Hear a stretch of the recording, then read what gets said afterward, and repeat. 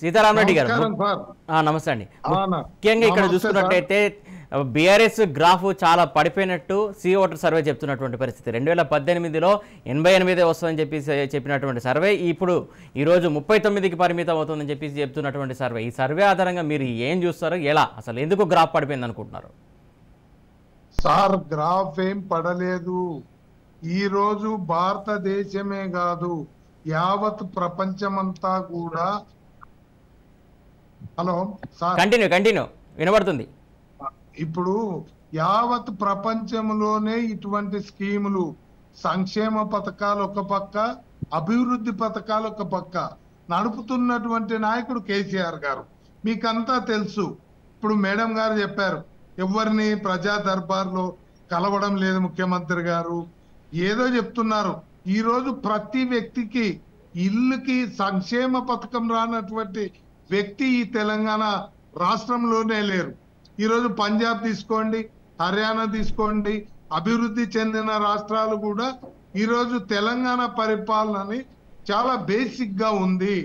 ఈరోజు 24 గంటల కరెంటు, మంచినీళ్ళ కుళాయి, కళ్యాణ లక్ష్మి, ఎన్నో సంక్షేమ పథకాలు సార్.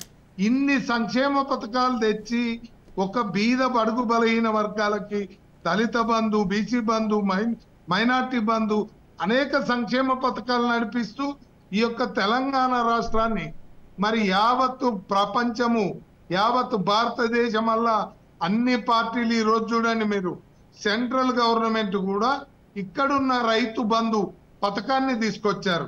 ఎన్నో పథకాలు ఈరోజు కొలాయి మంచినీటి మనకి ఈరోజు మిషన్ భగీరథ గాని, మిషన్ కాకతీయ గాని అనేక పథకాలు తీసుకొచ్చి ఈ యొక్క రాష్ట్రాన్ని కొద్ది రోజుల తర్వాత అసలు మన కరెంటే రాదన్నారు. ఈరోజు 24 గంటల ఉచిత విద్యుత్ ఇచ్చే ఏకైక రాష్ట్రం తెలంగాణ రాష్ట్రం. ఇన్ని పథకాలు ఉన్నాయి. ఇన్ని పథకాలు మరి ఉన్నటువంటి తీసుకున్నటువంటి లబ్ధిదారులు వేస్తే కూడా మాకు 50% ఓట్లు వస్తాయి సార్. వాళ్ళు ఎక్కడ కాంగ్రెస్ పార్టీ, వారికి అసలు ఒకరికొకరు పొంతన్నే లేదు. ఆఫీసులు తగలబెట్టుకుంటున్నారు టికెట్లకే. వాళ్ళు ఎక్కడ కలిసి పోటీ చేస్తారు? ముఖ్యమంత్రికి కూడా నేను ముఖ్యమంత్రి, నేను ప్రధానమంత్రి అని చెప్పుకుంటూ ఉన్నారు తప్ప మా దాంట్లో ఒకే పరిపాలన, ఒకే నాయకుడు, అది కూడా అందరికి సంక్షేమ పథకాలు అందించి రేపు ఇంకా అభివృద్ధి దిశగా ప్రయాణం చేసేయడానికి మేము ఈ రాష్ట్రమే కాదు, భారత రాష్ట్ర సమితిని కూడా ఏర్పాటు చేసుకున్నాం.